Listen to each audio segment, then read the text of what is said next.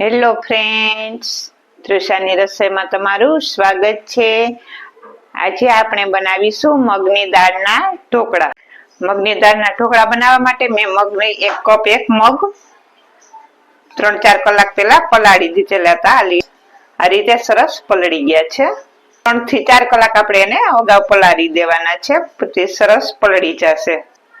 આ રીતે આપણા મગ પલળી ગયા છે। આપણે આગળ આને સાઈડમાં રાખીશું। અડધો કપ રવો લીધેલો છે। રવો તમે ઝીણો જાડો ગમે તે લઈ શકો। મેં અહીંયા 3 ચમચી જેટલું દહીં લીધેલું છે। દહીં સહેજ ખટાશ વાળું હોય તેવું લેવાનું। આપણે આને મિક્સ કરી લેશું।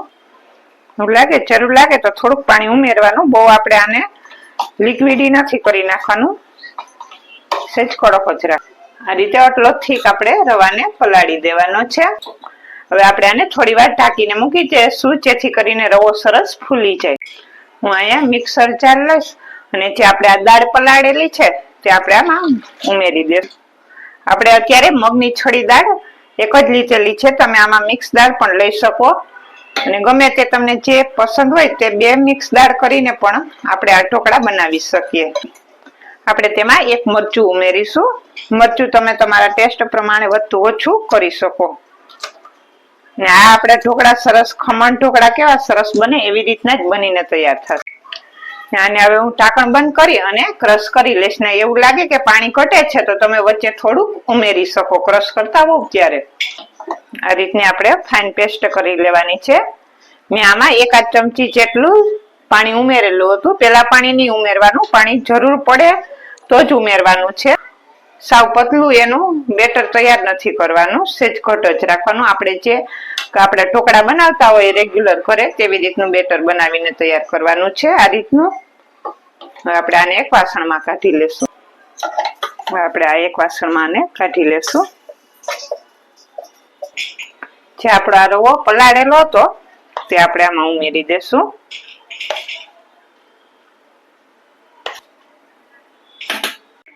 હવે આપણે આને મિક્સ કરી લેશું। ને જ્યારે આપણે આ રવો પલાળેલો હતો એમાં દહીં ઉમેરેલું, તે સહેજ ખટાશ વાળું હોય તેવું લેવાનું, જેથી કરીને આપણા ઢોકળા સરસ ખાટા થશે। આપણે અડધી ચમચીથી ને પણ ઓછો હળદર પાવડર ઉમેરીશું। 1 ચમચી જેટલું નિમક, ને આમાં હું થોડાક લીલા ધાણા ભાજી ઉમેરું છું। આમાં તમારે શાકભાજી ઉમેરવું હોય તો તે પણ તમે ઉમેરી શકો। આપણે અત્યારે બીજું કઈ વસ્તુ નહીં ઉમેરીએ। અને મિક્સ કરી લેશું। હવે આ મિક્સ થઈ ગયું છે અને મેં સાથે ગેસ ઉપર પાણી પણ ગરમ મૂકી દીધેલું છે, એટલે જેથી કરીને આપણે ઢોકળા સીધા મૂકવાના જ રહીએ। ને આમાં હું ઈનો ઉમેરીશ। મેં અહીંયા અડધી ચમચી જેટલો ઈનો લીધેલો છે। હવે આપણે આને મિક્સ કરી લેશું। આપણે ઈનો નાખ્યા પછી એક જ ડાયરેક્શનમાં એને હલાવવાનું છે। મેં અહીંયા ડીશ લીધેલી છે, આપણે આ બેટર એમાં ઉમેરી દેશું।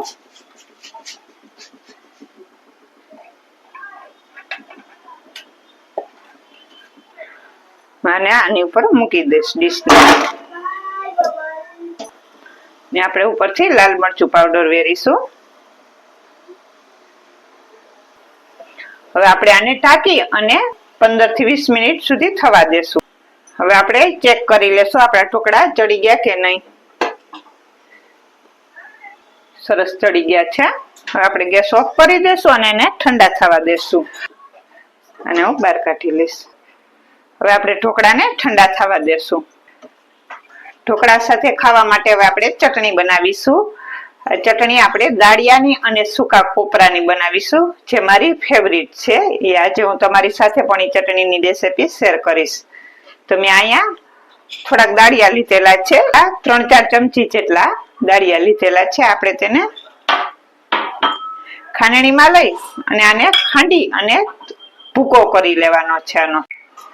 આ રીતે આપણે એનો ભૂકો કરી લેવાનો છે। કોક મોટો દાણો રહી જશે તો પણ ચાલશે, તે સરસ ખાવામાં આવશે તો મજા આવશે। આપણે તેને એક વાસણમાં કાઢી લેશું। આમાં હું 2 મોટી ચમચી ભરી અને ટોપરાનું ખમણ ભૂકો આવે છે તે ઉમેરીશ। ને એમાં 2 મોટી ચમચી ભરી અને દહીં, અને આપણે આમાં થોડુંક નિમક ઉમેરીશું. નિમક થોડુંક જ ઉમેરવાનું છે, અડધી ચમચી થી ને પણ સાવ ઓછું. અને 1 ચમચી ભરીને, આખી ચમચી ભરીને ખાંડ, કેમ કે આ ચટણી સરસ ગળી ચટણી હોય. હવે આપણે આને મિક્સ કરી લેશું. મને આમાં ટોપરું ઓછું લાગે છે એટલે હું હજી 1 ચમચી ભરીને ટોપરાનો ભૂકો ઉમેરું છું. અને આમાં હું થોડીક છાશ ઉમેરીશ. આપણે આમાં પાણી કે એવું કઈ નથી ઉમેરવાનું. આપણે દહીં ઉમેરવું અને પછી આપણે એમાં થોડીક એને લિક્વિડી ફોર્મ જેવી કરવા માટે છાશ ઉમેરવાની છે. તો મેં અહીંયા 3 ચમચી જેટલા દાળિયા લીધેલા હતા, 3 ચમચી જેટલું ટોપરાનો ભૂકો, ખમણ અને 2 ચમચી જેટલું દહીં ઉમેરેલું છે અને થોડીક છાશ ઉમેરેલી છે.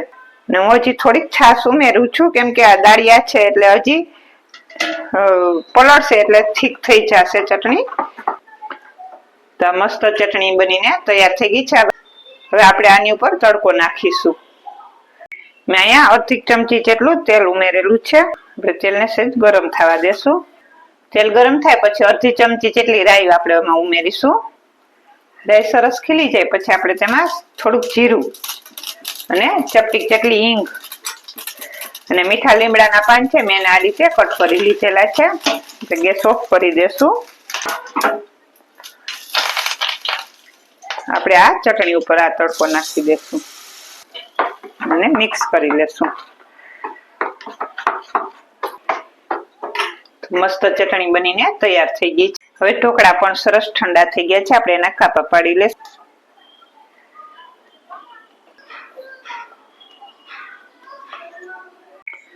તમે જોઈ શકો છો આપણા ઢોકળા મસ્ત બનીને તૈયાર થઈ ગયા છે. તમને બતાવું એકદમ પોચા સરસ ઢોકળા, મસ્ત ઢોકળા પોચા બનીને તૈયાર થઈ ગયા છે. તમે જોઈ શકો છો.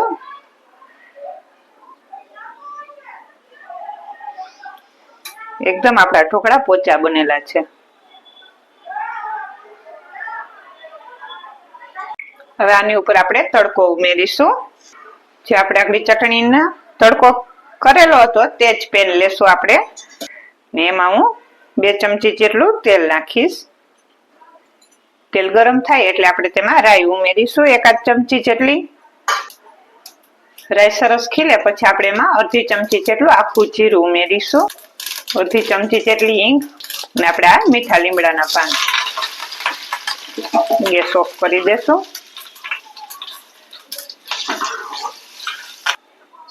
આપણે આ તડકો કરેલો છે આપણે તેને આની ઉપર નાખી દેશું.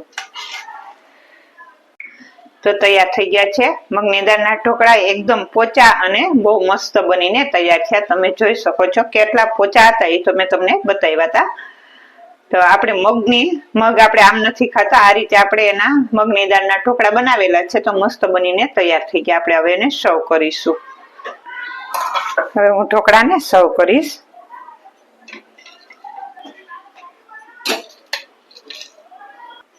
ઉપરથી આપણે લીલા ધાણા ભાજી નાખીશું. તો તૈયાર છે મગની દાળના ઢોકળા. આપણે તેને દાળિયા અને કોપરાની મીઠી ચટણી સાથે સર્વ કરેલા છે. આજની રેસીપી તમને સારી લાગે તો લાઈક, શેર અને સબસ્ક્રાઇબ કરજો. અને મસ્ત એવા બનીને તૈયાર થઈ ગયા છે મગની દાળના ઢોકળા. અને જોઈને પણ કોઈ ના કહી શકે કે આ મગની દાળના ઢોકળા બનેલા છે. એવા મસ્ત બનીને તૈયાર થઈ ગયા છે અને ટેસ્ટમાં તો બેસ્ટ જ છે.